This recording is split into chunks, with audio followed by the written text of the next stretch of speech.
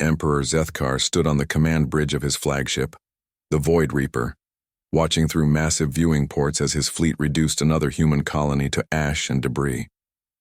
The planet below had been called New Eden by its inhabitants. Now it was nothing more than a burning sphere of rock and molten metal.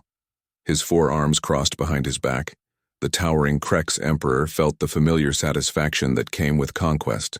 At 12 feet tall with chitinous black skin and eyes like burning coals, Zethkar was the apex predator of the galaxy. For 3,000 years his empire had consumed worlds, enslaved species, and crushed any resistance that dared raise its head against his rule. The humans had been particularly troublesome. Unlike other species that submitted after the first show of overwhelming force, these pink-skinned creatures kept fighting. They had already cost him 17 fleets and delayed his expansion into the outer rim by decades, but now finally their resistance was breaking. "Status report," Zethkar commanded, his voice a low rumble that made his bridge crew flinch. Admiral Vexthor, his most trusted commander, approached with careful steps. The reptilian officer's scales had turned a pale green, a sign of nervousness that didn't escape the Emperor's notice. "New Eden is completely pacified, Your Imperial Majesty. No survivors detected. That makes 47 human worlds we've cleansed in the past 2 cycles." Zethkar nodded slowly. The humans called it genocide. He called it pest control. In his 3 millennia of life, he had overseen the extinction of dozens of species. Humans would simply be another entry in his conquest logs. And their military forces? Scattered and demoralized. Our intelligence suggests their remaining fleet numbers fewer than 200 ships. They've retreated to their core worlds, likely preparing for a final desperate stand. The Emperor turned his massive head toward the tactical display floating in the center of the bridge. Red dots marked his fleet positions, while the few remaining blue dots showed human strongholds. So few left. Soon this particular annoyance would be finished. "Prepare the fleet for jump to Kepler Prime," he ordered. "We'll end this campaign by destroying their capital world." As his officers scrambled to carry out his commands, Zethkar allowed himself a moment of reflection. The human homeworld, Earth, had fallen 2 years ago. He had personally overseen its bombardment, watching from orbit as their ancient cities burned and their oceans boiled. The satisfaction had been exquisite, but even after losing their birth world, the humans had continued to fight. They had established new capitals, formed resistance cells, and launched desperate counterattacks that sometimes succeeded in inflicting real damage. It was almost admirable, in the same way one might admire the persistence of a particularly stubborn parasite. The bridge suddenly filled with the harmonious chime that indicated an incoming priority transmission. Zethkar frowned. He had given strict orders not to be disturbed during combat operations unless the matter was of utmost importance. "Report," he growled. A junior communications officer, a nervous Zelani with trembling tentacles, looked up from her station. "Your Majesty, we're receiving a transmission from the human fleet. They're requesting to parley." Laughter rumbled through Zethkar's chest like distant thunder. "Parley? After I've burned half their worlds to cinder?" He gestured dismissively with one of his 4 arms. "Ignore it. Continue preparations for the jump." "Sire," the communications officer persisted, her voice barely above a whisper. "They claim to have information about something called the Devourers." The Emperor froze. Around the bridge, the ambient noise of working crew members seemed to fade into absolute silence. Even the constant hum of the ship's engines appeared to grow quieter. The Devourers, a name that hadn't been spoken aloud in his presence for over 1,000 years. A name that brought back memories he had spent centuries trying to forget. "Put them through," he said quietly. The main viewing screen flickered and resolved into the image of a human female. She was young by their standards, probably no more than 30 of their short years. Her uniform marked her as an admiral, though Zethkar found it amusing that such a primitive species would grant military rank to someone so young and small. "I am Admiral Sarah Chen of the Human Defense Coalition," she said, her voice steady despite the desperate circumstances her people faced. "I request an audience with Emperor Zethkar." "You have 30 seconds, Zethkar replied, his 4 eyes fixed on the screen.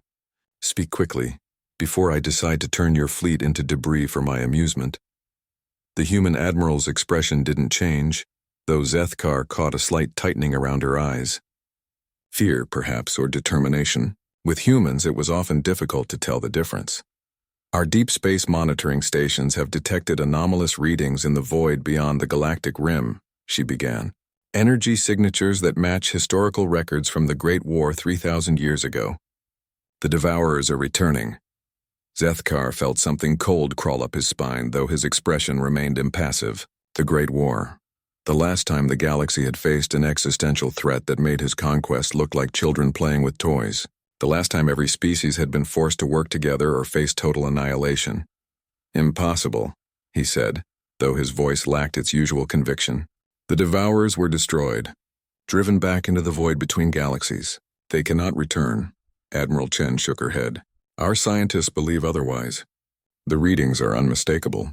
Something vast is moving through dark space, heading directly for our galaxy. Something that consumes entire star systems and leaves nothing but empty void in its wake. The Emperor's grip tightened on the railing before him, his claws leaving deep gouges in the metal. If the humans were telling the truth, if the ancient enemy had somehow found a way back, then everything would change. The galaxy that he had spent 3 millennia conquering would become a battlefield against an enemy that made his own empire look insignificant. "Show me the data," he commanded. Admiral Chen transmitted the data packets without hesitation, and Zethkar watched as his science officers frantically analyzed the information. The readings were displayed on holographic screens throughout the bridge, showing energy signatures that made his ancient memory stir with unwelcome recognition. His chief scientist, an elderly Vorthak named Dr. Quindal, approached with obvious reluctance. The creature's multiple eyes darted nervously. Between the data and the Emperor's imposing figure, the energy patterns are consistent with Devourer technology, the scientist confirmed in a whispered voice. The readings indicate massive structures moving through intergalactic space. Based on the gravitational distortions, each vessel appears to be larger than our biggest dreadnoughts. Zethkar closed his eyes, remembering the last time he had faced the Devourers. He had been young then, barely 2 centuries old, serving under his predecessor, Emperor Krathmol. The galaxy had been a different place, with dozens of major powers maintaining an uneasy balance. The arrival of the Devourers had changed everything. They came not as conquerors seeking territory or resources, but as consumers. Entire star systems would simply vanish, consumed down to the last particle of matter. Planets, stars, even black holes were somehow absorbed into their incomprehensible technology. In their wake, they left absolutely nothing but empty space. How long before they reached the galactic rim? He asked, though he dreaded the answer. Dr. Quindal consulted the projections. Based on their current trajectory and speed, approximately 18 standard months. 18 months.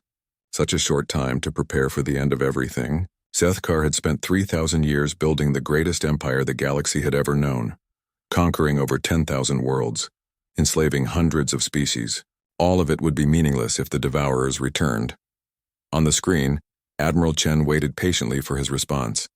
There was something in her expression that suggested she understood the magnitude of what she had just revealed. Despite being members of a species he had been systematically exterminating, her eyes held no hatred, only grim determination. "Why bring this information to me?" Zethkar asked. "Your people have every reason to let the Devourers consume my empire. Why warn your greatest enemy?" The human admiral was quiet for a moment, seeming to choose her words carefully. "Because when the Devourers come, there won't be any enemies left to hate. There will only be the consumed and the not yet consumed." Her words hit him like a physical blow. She was right, of course. The Devourers made no distinction between species, between empires or rebels. To them, all matter was simply fuel to be processed and absorbed. "Besides," Chen continued, "humanity has something your empire lacks. We remember the last time they came." Zethkar's 4 eyes narrowed. "Impossible. Humans weren't spacefaring 3,000 years ago. Your species was still primitive when the Great War ended." "Not spacefaring, no," she agreed. "But some of our people were already among the stars, taken by other species as slaves, refugees, or specimens. A few survived the war and passed down oral traditions. Stories that we dismissed as mythology until our deep space sensors detected those energy signatures." The Emperor felt his worldview shifting beneath him. In all his research into the Great War, he had never considered that humans might possess independent knowledge of the Devourers. His own records from that time were fragmented. lost when Emperor Krathmol's capital ship had been destroyed in the final battle. "What do your legends say?" he asked, surprising himself with the question. Admiral Chen straightened, and for a moment her youth fell away as she spoke with the weight of inherited memory. "They say the Devourers are not truly alive as we understand it. They are something else, something that exists in the spaces between matter and energy. They consume not just physical matter, but the quantum information that defines reality itself." "And how were they defeated before?" "They weren't defeated," she said simply. "They were convinced to leave. Something made them retreat back into the void between galaxies. But the stories are unclear about what that something was." Zethkar turned away from the screen, his mind racing. If Chen was telling the truth, then the galaxy's only hope lay in understanding what had driven the Devourers away during the Great War.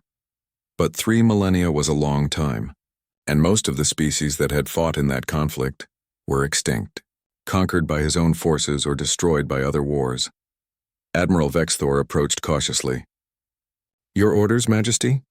The Emperor stared out at the burning remains of New Eden, seeing it with new eyes. Every world he had conquered, every species he had enslaved, every ship in his vast fleet would be meaningless if the Devourers returned. His empire, built over 3,000 years of careful expansion and brutal conquest, would be consumed in a matter of months. But there was another option, one that went against everything he had built his reign upon. "Open a secure channel to all fleet commanders," he ordered. "Cancel the attack on Kepler Prime." The bridge fell silent except for the hum of machinery. His officers stared at him in disbelief. Admiral Vexthor's scales had turned completely white, a sign of extreme shock. "Sire," the Admiral began carefully. "Surely you don't mean to—" "I mean exactly what I said," Zethkar cut him off. "The human fleet is not to be engaged. Establish a defensive perimeter around their ships." He turned back to the screen where Admiral Chen waited, her expression carefully neutral despite what must have been considerable surprise. "Admiral Chen," he said formally, "I propose a temporary ceasefire. Your ships will be granted safe passage to Kepler Prime under the protection of my fleet." The human admiral blinked, clearly not having expected this turn of events. "And in return?" "In return, your people will share everything they know about the Devourers. Every legend, every fragment of information passed down through your generations. My scientists will work with yours to verify this threat and develop countermeasures." Chen nodded slowly. "And after the threat is dealt with, what happens to the war between our peoples?" Zethkar was quiet for a long moment. The answer to that question would define not just the fate of humanity, but the nature of his entire empire. Everything he had built was based on the principle of domination through superior force. To ally with a species he had been trying to exterminate would undermine the very foundation of his rule. But the alternative was the extinction of everything he had worked to create. "That," he said finally, "remains to be seen." The Imperial Council chamber aboard the Void Reaper had never hosted a meeting quite like this one. Around the massive circular table sat the most powerful beings in the known galaxy, yet the tension was so thick it seemed to press against the reinforced walls. Emperor Zethkar occupied his traditional seat at the head of the table, his imposing form dwarfing even the massive chair designed for his species. To his right sat Admiral Chen and her small delegation of human advisors.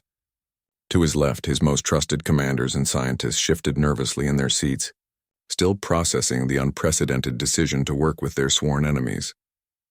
3 days had passed since the ceasefire began. 3 days of constant debate, analysis, and preparation. The deep space monitoring data had been verified by Imperial scientists, confirming humanity's worst fears. Something vast and hungry was indeed approaching from the intergalactic void. Dr. Quindal rose from his seat, his multiple eyes darting between the Emperor and the assembled delegates. "The energy signatures are unmistakable," he announced. "We've detected at least 47 distinct sources moving in formation. Each individual signature suggests a vessel of unprecedented size." Admiral Chen leaned forward, consulting a datapad held by one of her human colleagues. "Our projections indicate they'll reach the outer systems in 16 months, not 18 as initially calculated." "They're accelerating." Uncomfortable silence fell over the chamber. 16 months to prepare for an enemy that had nearly destroyed the galaxy once before.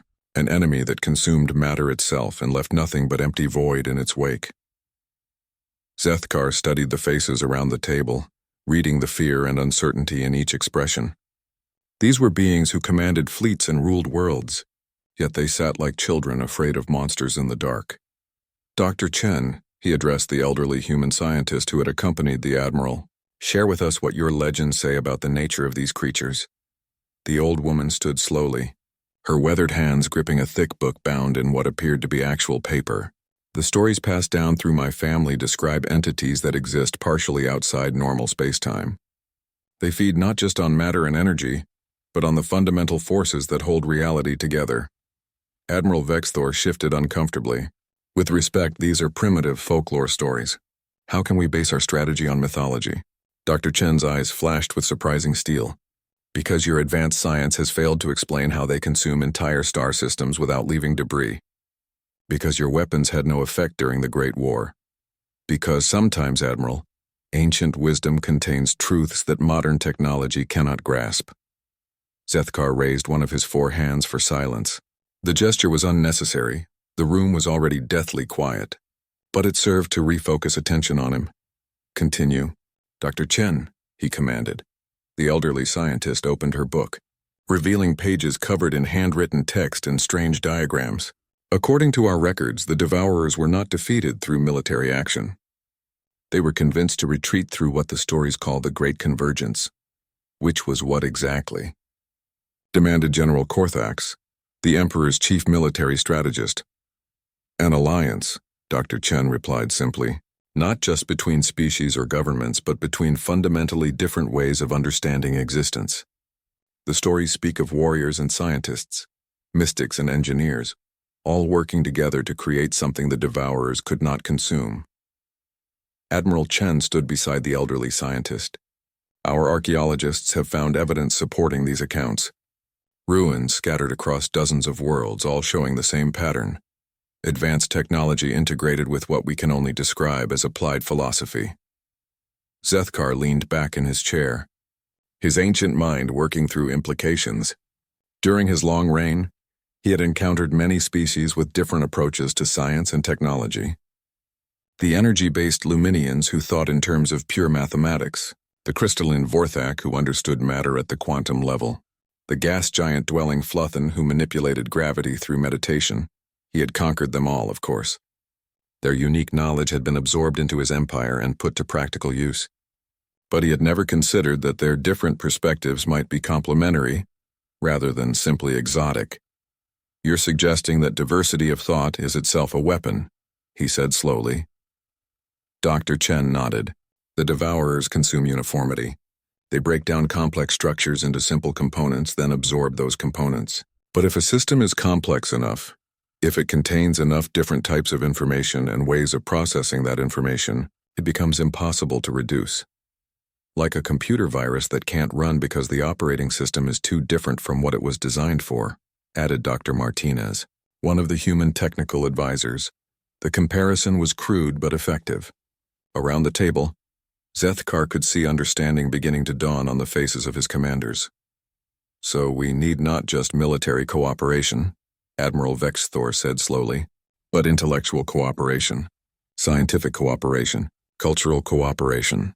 Exactly, Admiral Chen confirmed. Every species in the galaxy approaches problems differently. Humans excel at adaptive thinking and improvisation. The Kreks build unbreakable hierarchical systems. The Vorthak understand matter at the quantum level. The Flothan manipulate space-time through consciousness. She gestured around the table. Separately, each approach has weaknesses the Devourers can exploit. Together, they might create something genuinely incomprehensible to entities that exist by reducing complexity to simplicity. Zethkar felt a strange sensation building in his chest. After 3,000 years of viewing other species as resources to be exploited or obstacles to be eliminated, he was being asked to see them as equals, partners. The very idea went against everything his empire was built upon, but the alternative was extinction. What you're proposing would require dismantling the existing power structure of the galaxy, he said carefully. My empire controls over 10,000 worlds. Countless species live under imperial rule. How do you propose to create this cooperation when most of the galaxy's civilizations are my subjects? Admiral Chen met his gaze directly. You give them freedom. All of them. Immediately. The words hit the chamber like a physical blow. Several of Zethkar's commanders rose from their seats in outrage, hands moving toward weapons before the Emperor's sharp look froze them in place. "You ask me to surrender everything I have built," he said, his voice dangerously quiet. "I ask you to transform it into something that can survive," Chen replied without flinching. "An empire built on domination will always be vulnerable to something that feeds on power structures. But a confederation built on voluntary cooperation might be indigestible to entities that exist by consuming order." General Korthax slammed his fist on the table. "This is insanity. We're discussing surrendering the greatest empire in galactic history, based on primitive folklore." Dr. Chen closed her book gently. "General, in 6 months our deep space sensors will have enough data to precisely map the approaching fleet. If our folklore is wrong, if there's a conventional military solution to this threat, then you'll have lost nothing but time." She looked around the table, her elderly eyes taking in each face. "But if we're right and you wait for proof before acting, then by the time that proof arrives, it will be too late to build the cooperation we need." Zethkar stared at the human delegation, seeing them clearly for perhaps the first time. They were offering him a choice between certain preservation of his empire and possible survival of his species, between the known and the unknown, between the past and the future. The Emperor stood slowly, his massive form casting shadows across the assembled delegates. When he spoke, his voice carried the weight of 3 millennia of absolute authority. "Send messages to all imperial governors," he commanded. "Effective immediately, all occupied worlds are granted autonomy. All enslaved species are offered freedom and equal partnership in what we will call the Galactic Defense Coalition." The galaxy erupted in chaos within hours of Zethkar's announcement. Across 10,000 worlds, enslaved populations rose up while imperial governors struggled to maintain order. Some worlds embraced their sudden freedom, while others descended into civil war between loyalist forces and liberation movements. On the bridge of the Void Reaper, communication consoles blazed with incoming transmissions from every corner of the Empire. Admiral Vexthor moved from station to station, his scales shifting through colors that indicated extreme stress. "Report from the Andorian sector," he announced grimly. 3 worlds have declared independence and are forming their own defense alliance. The governor has requested permission to use orbital bombardment to restore order. Zethkar didn't look up from the strategic displays he was studying with Admiral Chen. "Permission denied. The governor is to offer full cooperation with the new planetary governments." "Sire," Vexthor's voice carried a note of desperation. "The Corvin mining colonies are in open rebellion. They've seized the Imperial fleet stationed there and are threatening to attack loyalist worlds. Then they are defending their freedom as any species should," Zethkar replied calmly. "Send them a message offering alliance against the greater threat." Around the bridge, Imperial officers exchanged shocked glances. Their emperor, the being who had spent 3 millennia crushing any hint of rebellion, was now encouraging it. Admiral Chen looked up from the reports she was reviewing. "Your Majesty, we're receiving responses from several of the liberated worlds. The Vorthak Collective is offering to share their quantum manipulation technology. The Flothensphere wants to contribute their gravitational research. The Luminian consciousness is providing pure mathematics that our computers can't even process." Dr. Martinez, working at a nearby console, added excitedly, "The diversity of approaches is incredible. Each species is offering solutions our scientists never would have considered. The crystalline communion thinks in geological timescales, so they're designing defenses that work over centuries. The insect swarms process information through collective consciousness, giving them perspectives on distributed problem-solving we can't even comprehend." But not all the reports were positive. General Korthax approached with a grim expression. "Majesty, 17 sector governors have declared their loyalty to the old empire. They're forming what they call the Imperial Restoration Movement and refuse to participate in the coalition." Zethkar finally looked up from his displays, his 4 eyes focusing on his general with an intensity that made the air seem to crackle. "And what do you think of their decision, General?" Korthax hesitated, clearly caught between his lifelong loyalty to the Imperial system and his growing understanding of the crisis they faced. "I think, sire, that they are putting their personal power above the survival of our species." "Then they have chosen poorly," the Emperor said simply. "Continue monitoring the approaching threat. Let the restoration movement spend their energy on maintaining their petty kingdoms. When the Devourers arrive, reality will teach them the value of cooperation. Dr. Chen approached with a thick data pad, her elderly hands trembling slightly with exhaustion. She had been working around the clock, coordinating information sharing between dozens of previously enslaved species. Your Majesty, we're seeing patterns emerge from the combined research efforts. The Vorthak quantum equations combined with Luminian pure mathematics and Flothan gravitational manipulation are producing theoretical frameworks that none of our species could have developed alone. She activated a holographic display that filled the center of the bridge with complex, geometric shapes that seemed to exist in more than 3 dimensions. We think we understand how the Devourers consume matter. They don't break down atomic bonds or convert mass to energy. They somehow convince reality that the matter never existed in the first place. Admiral Chen studied the display with growing excitement. That's why there's no debris, no radiation signature, nothing left behind. They're not destroying matter, they're editing it out of existence. Dr. Quindall, the Imperial Chief Scientist, approached the display with obvious fascination. The implications are staggering. If they can manipulate fundamental reality in this way, conventional weapons would be completely useless. You can't fight something that exists by changing the rules of existence itself. Zethkar felt a cold certainty settle in his chest. Everything the humans had predicted was proving accurate. The Devourers were not just another enemy to be defeated through superior firepower. They were something far more dangerous, something that attacked the very foundations of reality. But there's hope, Dr. Chen continued, manipulating the holographic display to show new patterns. The combined research suggests that sufficiently complex systems become immune to this reality manipulation. If something contains enough different types of information, enough contradictory but complementary approaches to existence, it becomes impossible to edit out. She gestured to the data streams flowing across the display. We're seeing evidence of this in nature.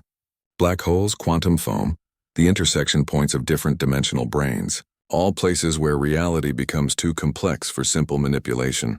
Admiral Vexthor approached cautiously. Are you saying we can make ourselves too complex to consume? Not just ourselves, Admiral Chen replied. Entire star systems, whole sectors of space. If we can create enough diversity, enough different ways of interpreting and interacting with reality, we can build structures the Devourers can't process. The bridge fell silent as the implications sank in. They weren't just talking about military defense, but about fundamentally changing how galactic civilization operated.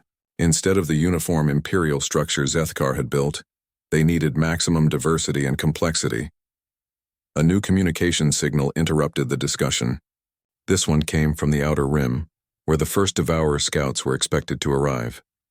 The transmission came from Dr. Sarah Kim, humanity's most advanced deep space researcher, stationed at the edge of explored space. Her image appeared on screen, showing clear signs of excitement and terror. Coalition Command, we have visual confirmation of the first Devourer vessel, she reported breathlessly. It's unlike anything in our databases. The ship appears to be approximately the size of a moon, but it's not made of matter as we understand it. It seems to exist in a state of constant flux between dimensions. Behind her, the display showed an image that defied comprehension. The Devourer vessel looked like a geometric impossibility, a structure that seemed to contain infinite space within finite boundaries. As they watched, it approached a small asteroid and simply passed through the space where the asteroid existed. When it had passed, the asteroid was gone, with no trace it had ever been there. Estimated time to reach inhabited systems? Zethkar asked quietly. Based on its current approach vector and speed, approximately 4 months, Dr. Kim replied. But sir, there's something else. We're detecting 46 additional signatures behind it. This is just the scout. Zethkar closed his 4 eyes, feeling the weight of 3,000 years of absolute power settling on his shoulders. In 4 months, everything he had built would be tested against an enemy that consumed reality itself. His only hope lay in the cooperation of species he had spent his entire reign oppressing. When he opened his eyes, he looked directly at Admiral Chen. Admiral, I formally request that you assume command of the Galactic Defense Coalition. You understand this enemy better than anyone else, and your species has proven their ability to unite others in desperate circumstances. The human admiral straightened, clearly not having expected this development. Your Majesty, I'm honored, but surely you're better qualified to lead such a massive undertaking. Zethkar shook his massive head. I am qualified to lead an empire built on domination. You are qualified to lead an alliance built on cooperation. The skills are not the same. He stood slowly, his imposing form casting shadows across the bridge. For 3 millennia, he had commanded absolute obedience through fear and superior force. Now he was choosing to follow someone else's lead. Admiral Sarah Chen, he said formally, I pledge the full resources of the former Krex Empire to your command. Do with them what you will. Admiral Chen stood in the center of what had once been the Imperial War Room aboard the Void Reaper, now transformed into the Coalition Command Center. Holographic displays showed the positions of over 300 different species fleets, each contributing their unique technologies and approaches to the galaxy's defense. 3 months had passed since she accepted command of the Coalition, 3 months of the most intensive cooperation in galactic history. The transformation had been remarkable, and more successful than anyone had dared hope. The Vorthak Collective had shared quantum manipulation techniques that allowed matter to exist in multiple states simultaneously. The Flothan Sphere contributed gravitational technologies that could fold spacetime like origami.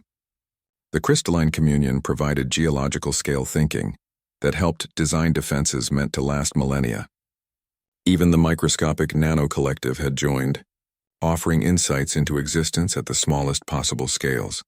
But perhaps most importantly, humanity had contributed something unique: the ability to synthesize all these different approaches into coherent strategies. Status report, Chen commanded, her voice carrying across the bustling command center. Dr. Martinez looked up from a console where he was coordinating with Vorthak quantum engineers. The reality anchors are in position around 37 key star systems. Each one combines technologies from at least 12 different species. The reality anchors were the Coalition's primary defense strategy. Massive constructs that created zones of such complex, contradictory existence that the Devourers couldn't process them. Each anchor combined matter that existed in quantum superposition, gravity fields that flowed backward through time, mathematical constants that somehow remained variable, and consciousness-based technologies that responded to thoughts in languages that had never existed. Emperor Zethkar approached, his massive form moving with surprising grace. In the months since surrendering his absolute authority, he had transformed from a terrifying despot into something resembling a wise elder. He still commanded respect, but now it was earned rather than imposed. The insect swarms report their collective defense networks are operational, he informed her. 7,000 worlds now share interconnected consciousness, making them effectively impossible to edit from reality. Chen nodded, reviewing the tactical displays.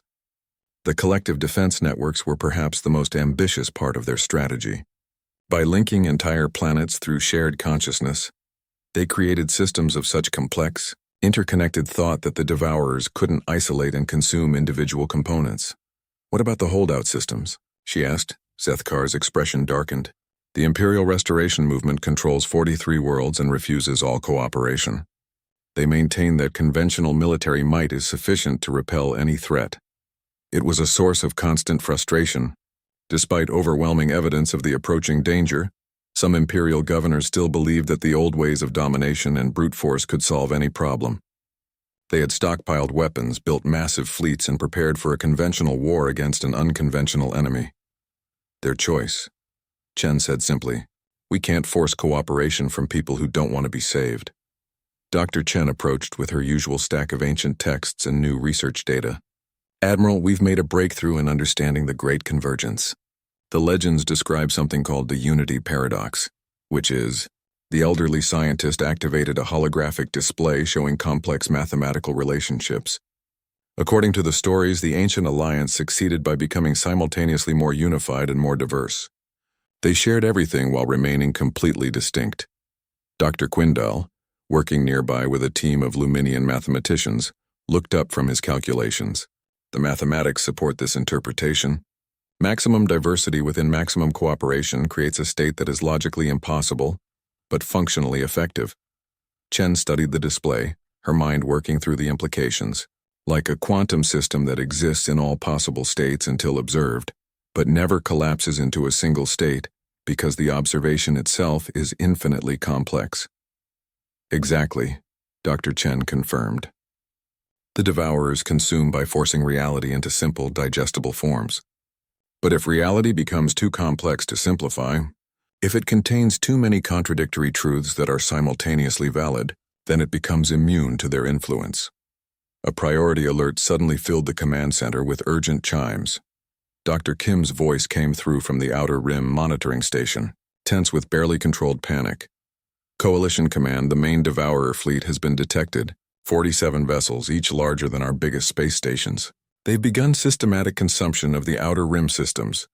The main display switched to show images from the Outer Rim that defied comprehension. Entire star systems were simply ceasing to exist as the Devourer fleet passed through them. Not destroyed, not consumed in any conventional sense, but edited out of reality as if they had never been there at all. Time to reach defended systems? Chen asked, though she dreaded the answer. Based on their current rate of advance, approximately 6 weeks. 6 weeks to test everything they had built. 6 weeks to discover if the greatest cooperation in galactic history would be enough to face an enemy that consumed reality itself. All stations, implement final preparations, Chen commanded. Activate all reality anchors. Bring collective defense networks to maximum integration. Prepare for contact with an enemy that exists by making things not exist. As the command center erupted into controlled chaos, Zethkar approached Chen privately. Despite his imposing size, there was something almost vulnerable in his expression. "Admiral," he said quietly, "in 3,000 years of conquest, I never faced an enemy I couldn't understand. The Devourers are beyond my comprehension." Chen looked up at the being who had once been the most feared creature in the galaxy. "That's why we needed to change everything. Your empire was built on imposing your understanding on others. The coalition is built on accepting that some things can only be understood through multiple perspectives simultaneously. And if we're wrong, if diversity and cooperation aren't enough?"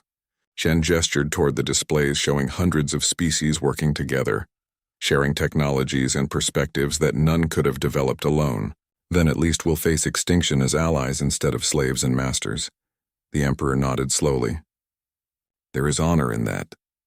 As if summoned by their conversation, alarms began sounding throughout the command center. The first of the Devourer scouts had reached the edge of defended space and was approaching the reality anchor protecting the Kepler system. "This is it," Chen announced to the assembled command staff. "Everything we've built, everything we've learned, everything we've become will be tested in the next few hours." She looked around at the faces surrounding her. Humans working alongside Krex engineers, Vorthak quantum specialists collaborating with Flothan gravitational artists, species that had been enemies for millennia now standing together against a common threat. "Remember," she said simply, "we are not trying to defeat the Devourers through superior force. We are trying to become something they cannot process, something too complex, too diverse, too paradoxical to edit from existence." On the main display, the Devourer scout approached the reality anchor surrounding Kepler Prime. The moment of truth had arrived. The Coalition Command Center held its collective breath as the Devourer scout reached the outer edge of the Kepler system's reality anchor. On every screen, sensors tracked the impossible geometry of the enemy vessel as it approached, the complex web of technologies that represented the galaxy's greatest hope for survival, Admiral. Chen watched the displays with intense focus, her hands gripping the command console. Around her, representatives from 300 species monitored their own specialized equipment, each contributing their unique perspective to understanding what was about to unfold. "Contact in 30 seconds, Dr. Martinez announced, his voice tight with tension. The reality anchor surrounding Kepler Prime was a masterpiece of cooperative engineering. Vorthak quantum fields that kept matter in constant superposition, Flothan gravity wells that flowed backward through time, Luminian mathematical constructs that existed as pure information, crystalline communion geological thinking that operated on millennial scales, human adaptive systems that responded to threats that hadn't been invented yet. All of it integrated through the insect swarm's collective consciousness networks, creating a zone of existence so complex and contradictory that conventional reality couldn't quite figure out what it was supposed to be. 20 seconds, Martinez called out. Emperor Zethkar stood beside Chen, his 4 eyes fixed on the tactical displays. In the months since surrendering his empire, he had learned to see cooperation as strength rather than weakness. But now, facing an enemy that consumed entire star systems, he wondered if even their unprecedented alliance would be enough. 10 seconds. The Devourer scout touched the edge of the reality anchor field and stopped. The impossible vessel, which had passed through matter as if it didn't exist, suddenly found itself unable to proceed. The reality anchor didn't resist it in any conventional sense. Instead, it seemed to confuse it. The scout circled the protected system like a predator unable to locate its prey. "It can't process us," Dr. Chen whispered, her elderly voice filled with amazement. "The complexity is working, but their celebration was premature." Within hours, more Devourer vessels arrived at Kepler Prime, then dozens. Then the entire 47-ship fleet surrounded the system, their impossible geometries filling space with structures that hurt to look at directly. The Devourers began to adapt. Instead of trying to consume the reality anchor directly, they started working around it. Ships positioned themselves at specific coordinates and began generating fields that slowly simplified the complex technologies protecting the system. "They're finding ways to reduce our complexity," Dr. Quindle reported with growing alarm. "The quantum fields are beginning to collapse into single states. The gravity wells are straightening into normal space-time flow." Chen felt cold dread building in her chest. The Devourers were learning. Given enough time, they would break down even the most complex defenses by attacking them systematically, piece by piece. "How long before they breach the anchor?" she asked. "At current rate of simplification, approximately 6 hours, Martinez replied grimly. 6 hours before their greatest achievement crumbled and Kepler Prime ceased to exist. 6 hours before the galaxy learned that even unprecedented cooperation wasn't enough to face an enemy that consumed reality itself. But then something unexpected happened. A new signal appeared on the long-range sensors. Not from the outer rim where the Devourer fleet had emerged, but from the galaxy's core. Something was approaching at incredible speed from the direction of the galactic center. "Unknown contact bearing 27 Mark IV, reported the sensor operator, a nervous Zelani whose tentacles were trembling with stress. "Mass readings are impossible. It's larger than anything we've ever recorded." The main display shifted to show the incoming signature. What appeared on screen defied every assumption about physics and engineering. The object was massive beyond comprehension, larger than planets, moving at velocities that should have torn it apart, and somehow existing in multiple dimensions simultaneously. But strangest of all, it was broadcasting a message. Coalition Command. "This is the Archive of Echoes speaking for the Remnant Alliance. We have come to assist in the defense against the Devourers." Admiral Chen stared at the display in shock. "The Remnant Alliance? We have no record of any such organization." The transmission continued, and the voice that emerged seemed to speak in every language simultaneously. "We are the survivors of the last great convergence. When the Devourers were driven away 3,000 years ago, some of us chose to remain in the spaces between galaxies, watching and waiting for their return." Emperor Zethkar stepped closer to the communication console, his ancient memory stirring. "During the Great War, some ships vanished during the final battle. We assumed they were consumed." "Not consumed," the voice replied, somehow responding to his unbroadcast comment. "Transformed. We learned to exist as the Devourers do, partially outside normal reality. We became something new, something that could watch and prepare for their eventual return."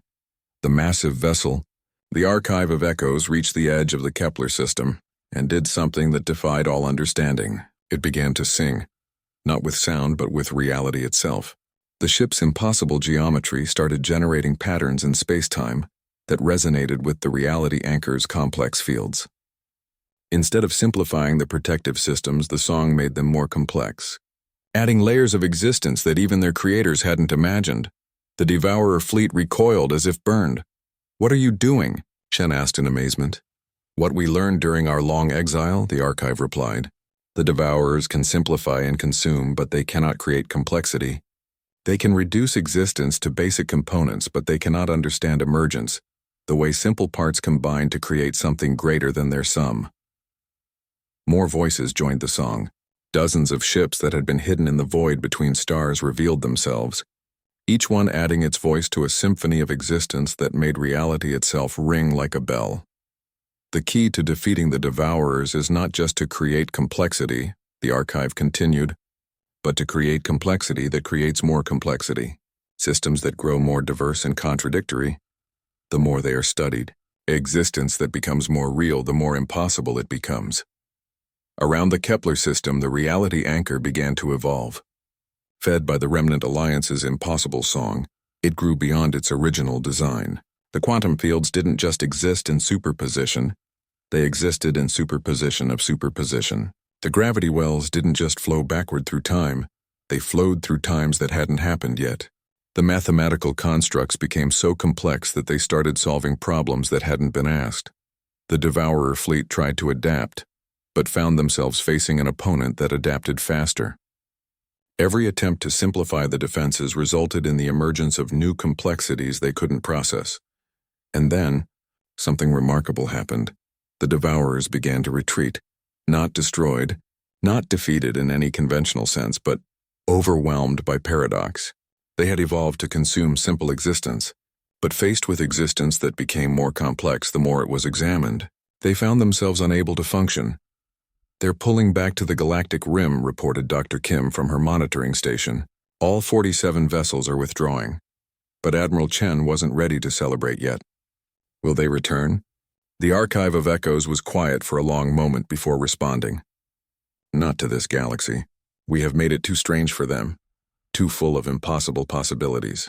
They will seek simpler realities to consume. And in the future? In the future, the galaxy will remain complex.